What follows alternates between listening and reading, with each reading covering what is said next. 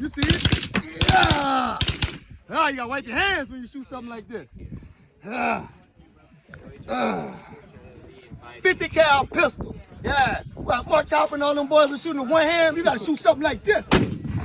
Oh, I want another shot, man. Well, hey guys, welcome back to another video. And today we'll be talking about who's better between Bronya or Ruan Mei. Because why not, I'll say, right? And how I'll be doing this is I'll be comparing both Ruan Mei upside, downside, what they're similar at, what they have differences, who's better in my own opinion, because at the end of the day, who doesn't love hearing my opinion? And before I start, if you can just subscribe, it'll mean the world to me because we're very close to 500 subscribers on the channel, which would be kind of hype if we reach 500 before the year ends. And special thanks to my friend that helped me out with this list. I appreciate you for sure, and with all that said, I think we should get started now. A joyous mood does it bring. Okay, for the similarity, it's kind of obvious both are 5-star harmony characters that enable your DPS to double or hell even triple their damage. They are extremely broken the fact that if you put them anything under an S, you are straight up capping. Both Ruan Mei and Bronya are at least top 10 at least. Because for one, they're extremely broken, but two, being broken is kind of secondary for the two of them. Like the real reason why people want both Bronya and Ruan Mei, because for one, look how hot they are. Those are waifus over there. And then you have the obvious stuff, like for one, if you pull either of them, they'll put the game on legit easy mode. Both of them have really insane eidolons if you can get them early on, being the E1 and E2 for how good they are just for being that early. And even if you only have E0, they still extremely broken at E0 because for one, they are so complete at E0. Getting E1 or E2 is just a little icing on the cake. It's not the end of the world if you don't get eidolons for them. And yeah, that's about it for the similarities. Now let's move on to Bronya upside and downside, then we move on to Ruan Mei upside and downside. So let's just begin now. I don't know if they're overconfident or just eager for death. Alright, for Bronya upside, for one, Bronya is the only harmony character in the game that can advance your turn by 100%, meaning she can give you a whole new turn and also give you a cleanse while you're at it, and gives you an insane amount of damage bonus to one character on your team, and provide to your whole team attack and crit damage. And if your Bronya manages to underspeed your DPS, you essentially give your DPS 2 turns, the initial turn and the new turn they get from Bronya. And whenever you're gonna do speed running, most of the time you will always see a Bronya on that team, and for good reason too, because she kind of insane. And if you manage to get any of Bronya eidolon, because by losing 50-50 is actually really good, because for one, E1 basically gives you a 50% chance to get back a skill point when you use her skill, and E2 increasing your speed so it makes it more easier to build, and you can either go attack or defense boost to make you more tankier or do more damage. And Bronya eidolons are always so good to have because the only way you can get them is by losing 50-50, so those eidolons are pretty good. And yeah, that's about it for Bronya upside. Let's talk about Bronya downside. For one, Bronya is very skill point negative because you always want to use Bronya skill every single time. And the next thing is Bronya's signature icon. You can get it from the shop by exchanging currency, but it costs 600 of that currency, which is the equivalent of 30 pulls on the limited banner. So you have to make a decision if you want to save up for that icon or you want to spend it on wishes. If you are unlucky to get it from the standard banner, or you didn't get it from losing at 75-25 and you got Himiko icon instead, so rip. Bronya crit buff she gave to the whole team are based on her own stats, so you need to invest in your Bronya pretty well. Give her a lot of crit damage and speed as you possibly can with some extra bulk to make sure she can tank the hit. And if you're unlucky with your relics roll, you kinda might get screwed over, so rip again.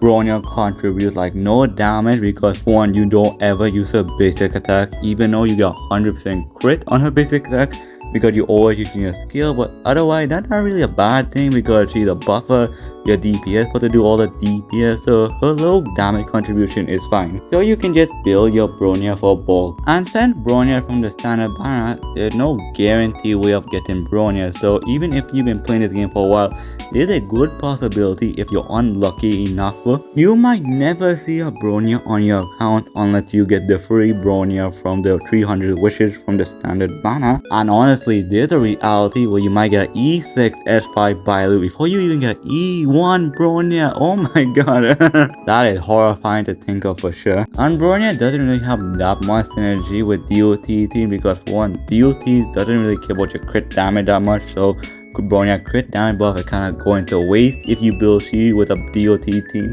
And Bronya's skill only lasts for one turn, so characters like Jinyuan or Jinglu can't really take advantage of it that well, but you at least giving them another turn, which is good for Jinglu, but you wouldn't really get the damage bonus from Bronya's skill, you just get the extra turn with characters like Jinyuan and Jinglu. And yeah, that's about it for Bronya. Let's move on to Jinglu upside and downside right now. Only remembered in drunken bliss. Alright, for Ruan Mei upside, like for one, she is considered by far to be one of the most insane characters you can get on your account. Her skill increases the break effect effectiveness, which basically means you can get past the enemy toughness much quicker than usual, increases your speed as well, and give you massive damage bonus for some reason in one skill. And don't even get me started on her ultimate, because when you use Ruan Mei ultimate, you basically cast a universal elemental piercing to all the enemies on the field, and it's not the same as low end defense, it bypasses defense. It's basically HSR version of true damage, which is honestly really good. And when you break the enemy shield, you're increasing your damage bonus even more, and also you're delaying the enemies even more. You basically get more damage mitigation from that. In the simulated universe, Ruan Mei is legit freaking broken. The fact that when you use a technique in the simulated universe, it basically acts like Silver Wolf in a sense, based on what element you have on your team right now and based on the element weakness that paired up with, you can basically break their weaknesses. And based on how much blessing card you get, you basically do more damage for that turn that they got their weakness break. And you can basically kind of cheese the swarm boss to an extent because you're making it more easier on yourself. Ruan Mei is very skill point positive, and her icons, especially E1 and 2, are very nice because E1 ignores defense, which is very nice, and E2 boosts your attack, so that's good. Ruan Mei is also very universal. She can fit in a lot of teams, hyper carry team, break effect team, DOT team. She is very universal. And since Ruan Mei is a limited 5-star, you have a really good chance of getting she on your account unless you're a free to play player and you lost your 50-50 and it takes you to hard pay, so rip for the third time. And yeah, that's about it for Ruan Mei upside. Let's talk about her downside now. When you play with Ruan Mei, she really get a lot of benefit from breaking the enemy shield, so you need to bring character that can break the enemy toughness, because if you don't break the enemy shield, you kind of lose out some value on Ruan Mei. Ruan Mei best 4-star option is from the gacha, so if you are unlucky to get it, rip again.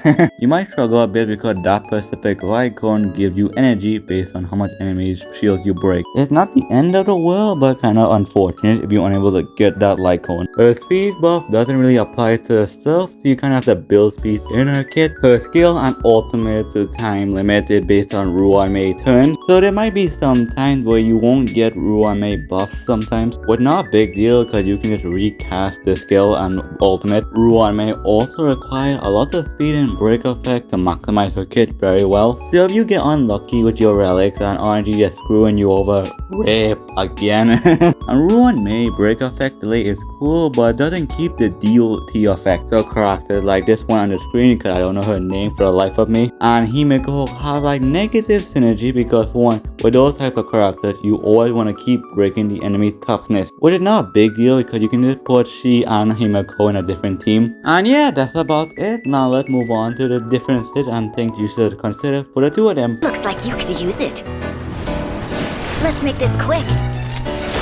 Alright, a few things to consider between the two of them, because for one, both of them are top tier in their own right because of all the value they can give to your whole team, and if you go for them, you will never have any regrets, but at the same time, you're not forced to pull on them because for one, if you don't want them and you want other units, you don't need to pull on them. Both of them are extremely broken at E0, and if you manage to get E1 or E2, that's basically overkill at that point. And it's very clear when you look at the both Bronya and Ruan Mei that the dev team really tried to make them so different so that there's barely any overlap between the two of them, to where they basically can just coincide together and doesn't really feel like one power creep the other, which is honestly really good. And since both Bronya and Ruan Mei basically put this game on easy mode, if you're one of those players that want a challenge and don't really want to pull characters because they make the game too easy, you can skip them for sure, but at the same time, just pull them. It will just make your life so much easier. And yeah, that's about it. Sometimes, waiting around is also a change.